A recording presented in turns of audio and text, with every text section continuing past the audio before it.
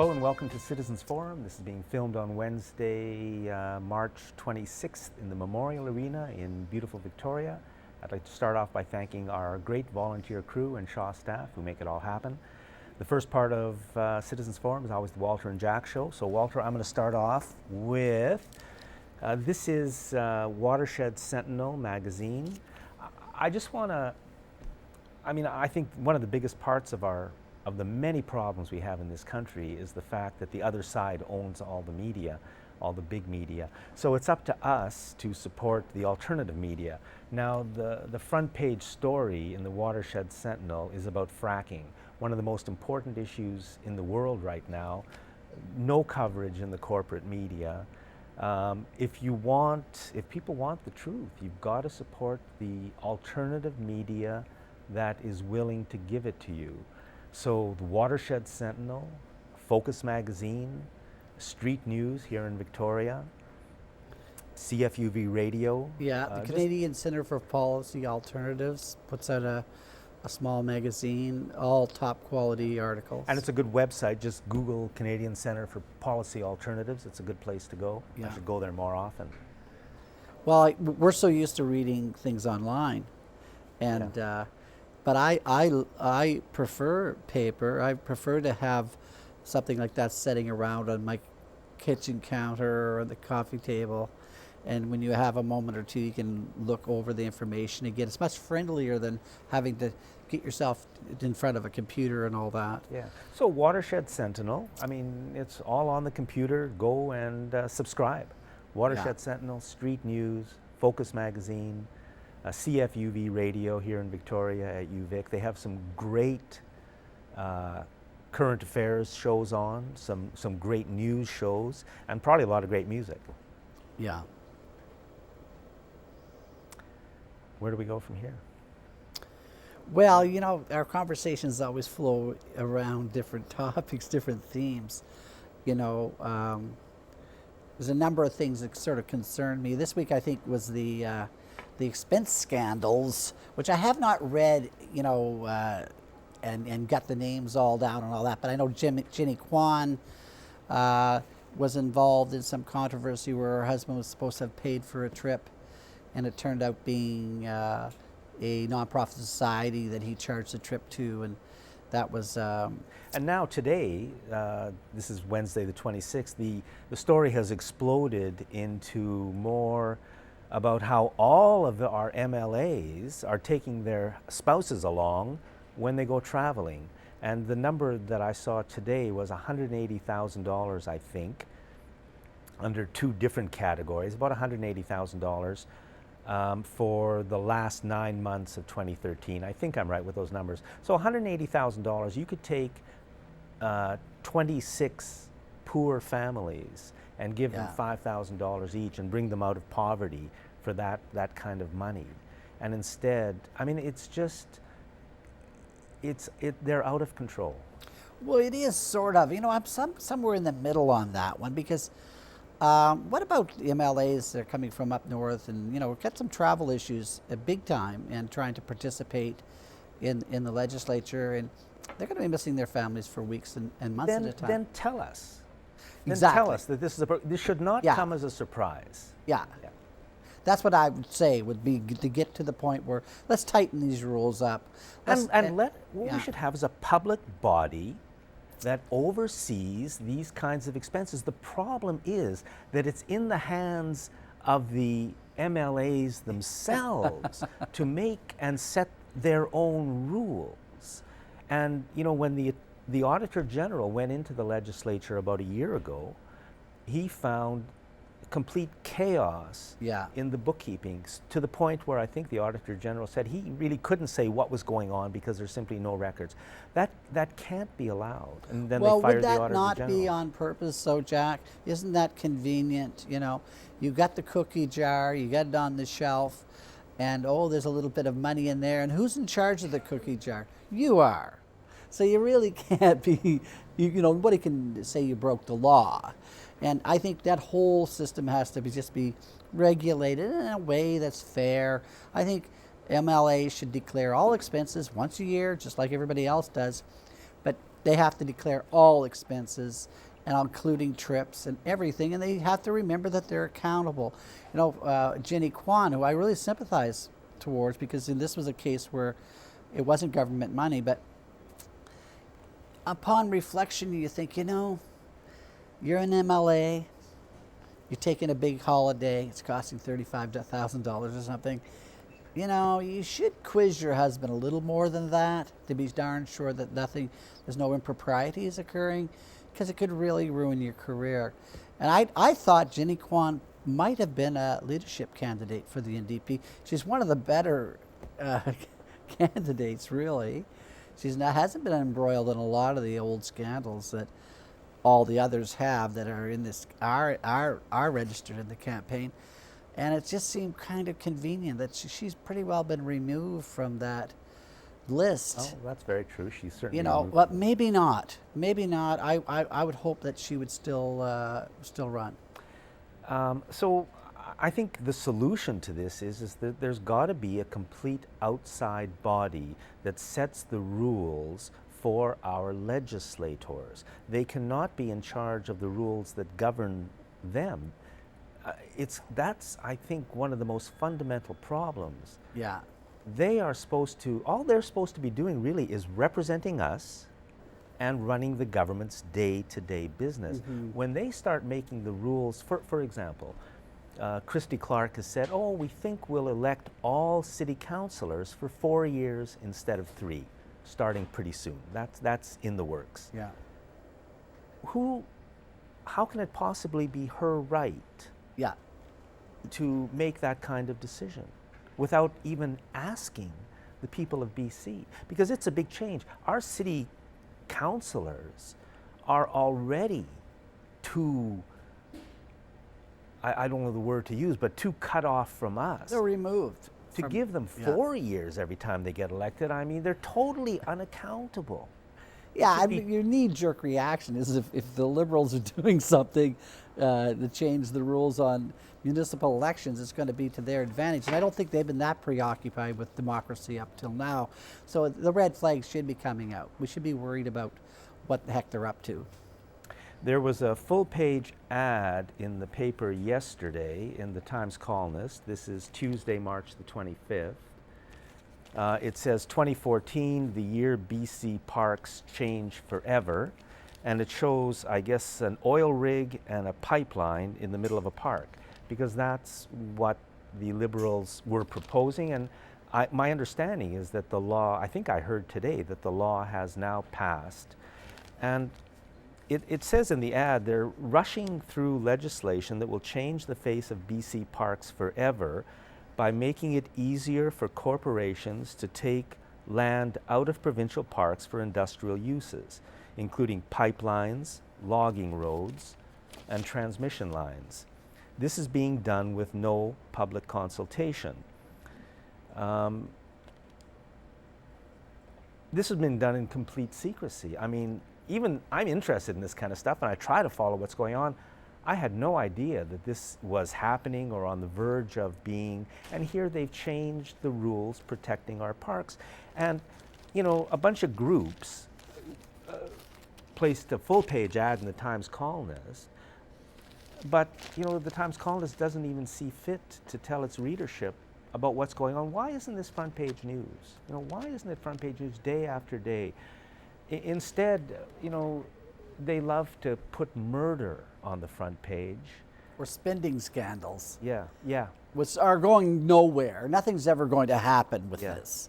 It'll be a little bit of ruffle, but yeah, you're right. This is very, very big, and it's too bad that it has to be an ad in the paper.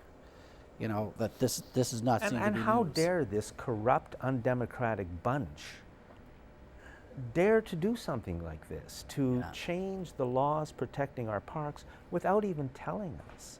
I mean, I think we all know that Christy Clark is not only a corporate puppet, but completely out of control. There seem to be no rules and regulations anymore. I really don't think that she can make any decisions without direct instructions from public relations firms who are getting their instructions directly from large corporate interests. It's straight as narrow as you can make. They don't make any decisions. There's not one single major public policy announcement that's happened in the last, how long, Jack? 20 years? As long as I've been aware, that hasn't been created and generated through PR firms. I think when Christy Clark won the election, they couldn't sit in the legislature for about a year because they weren't planning on winning. They had no script. They had to wait for it to be written for them and give them further instructions to do this sort of thing. Is there a groundswell in British Columbia of public sentiment that is just demanding that these parks get opened up for development? No. There's something entirely different going on. And I don't think she's smart enough, or none of those people there are smart enough to come up with this on their own. That's the problem. Why would they? Yeah. Why would they? So once again, this is an ad in the Times Colonist yesterday, March 25th. BC's parks are now opened up, as far as I understand, to corporate development. And we'll see. We'll see if the media even tells us about it. There's a provincial election in Quebec. The only thing I really want to say about that is that Quebec has banned fracking. And Quebec also has, I think, $7 a day daycare. And those two issues are never, ever, ever, ever mentioned by our corporate media. And why are they never mentioned? Because the owners of the corporate media do not want you and I to know that in Quebec, daycare is $7 a day, and it just supports families. Yeah, university tuition fees are around 30% of the national average. And fracking is banned. And those issues are never mentioned. We have to build an independent media. I've read that they say democracy cannot survive without a free press. Democracy cannot survive without a free press. Our free press is completely gone. Television, radio, newspaper, it's gone. So, and our democracy has not survived. No. So we've got to get it back. I think really on the big issues, there's a lot of things that we can do, but on the big issues that you read globally in the paper every day, and what's happening in the Ukraine, and there's an agenda on the go. How do we know what the agenda is? We're trying to put the pieces together of a puzzle, and we just have a few pieces and we don't know where they fit. And in that perspective, in that global perspective, they've pretty well removed us from the process. The average person really is not involved in those decisions about warfare, which is a major, major cause of environmental destruction and economic ruination. Those decisions about huge economic decisions are removed from us entirely. And we have to get, in my view, get more involved at that level, and we have to demand that we have more participation. The United Nations was supposed to have been that tool, but it was been gerrymandered so badly now it's almost unusable. But we're just sort of stuck in this place right now for what would you say, 20 or 30 years now, as we've watched the climate heat up and watched our economics go down the toilet. So and all quite deliberate. Yeah, we're removed from that. But I think that the other side of it is, and maybe with Christy Clark changing the election rules for municipalities, it's going to get less democratic. But I really think it's important to get involved locally and participate in local politics. And a lot of issues get generated up from the ground from those sort of processes. And I think we still have to remain engaged there. Well, I think definitely everybody in Victoria and Saanich should be phoning City Hall and speaking to the people who are on the sewage, on the CRD, and ask them, what the hell are you doing on this sewage treatment issue? How have you bunch of, I don't know what, gotten us into this situation where we're on the verge of spending $800 million for a sewage treatment system that really doesn't do us any good, when we can do something better for less, or we don't have to do anything at all. This is just crazy. Phone your city councillors, especially Victoria and Saanich. They're the two councils that have gotten us into this mess with sewage treatment.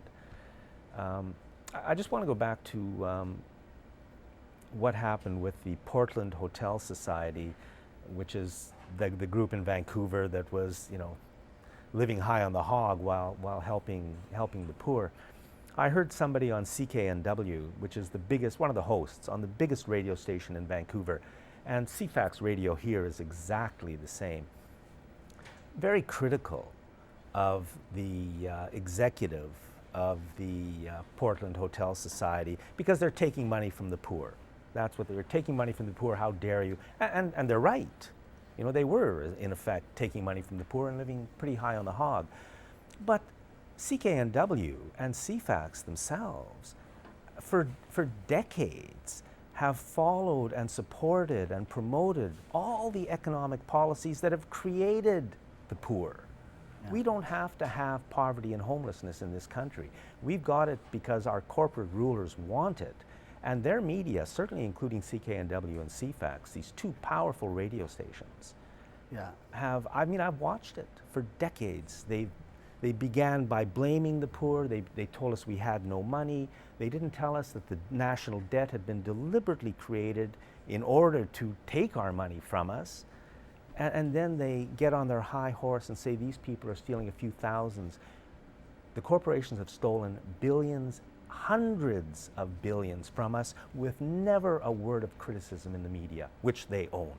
Yeah, I mean, it all depends on priorities and spending. I was listening to CBC this morning, and I just caught, they were talking about early childhood development and children that had behavioral problems and what it cost to have special assistance and all that, and really effective strategies.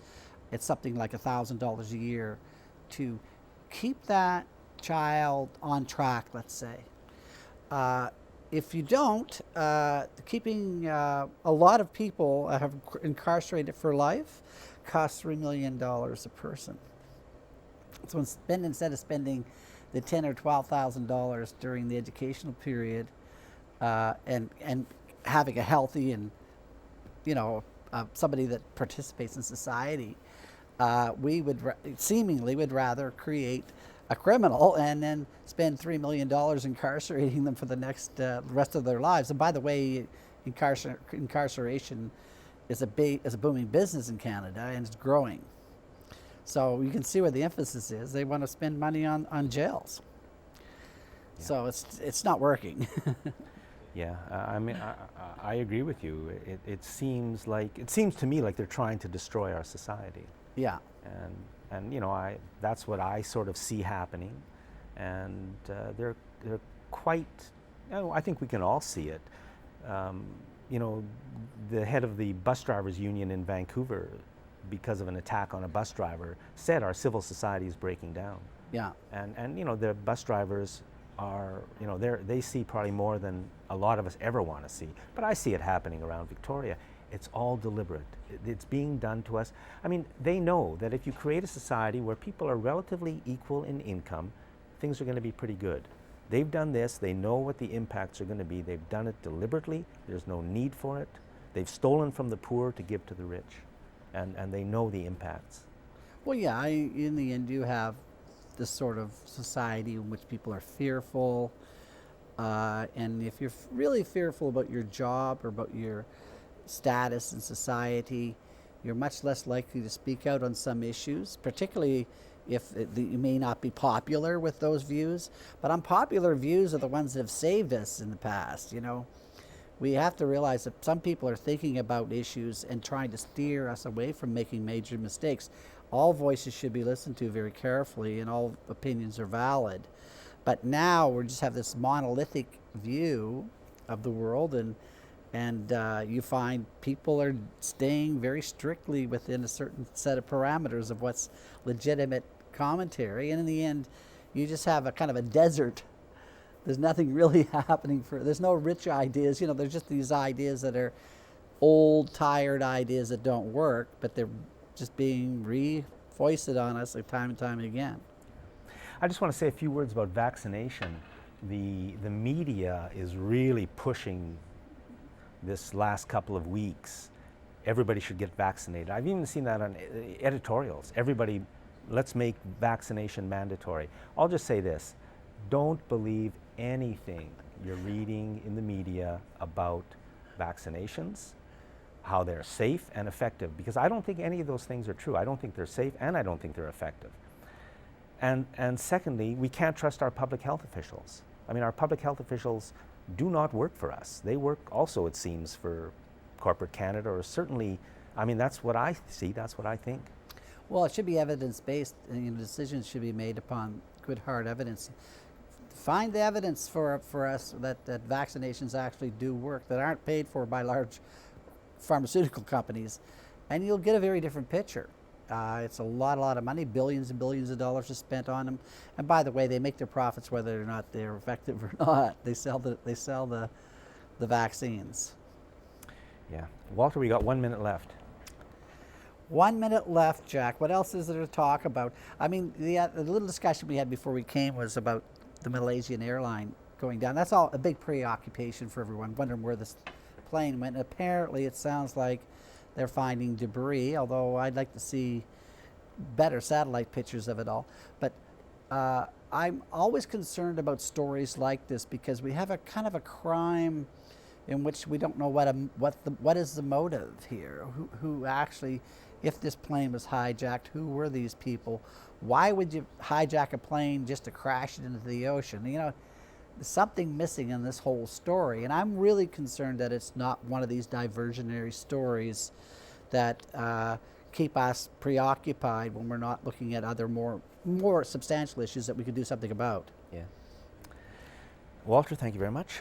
Always a pleasure, Jack. And thanks for watching Citizens Forum. Welcome to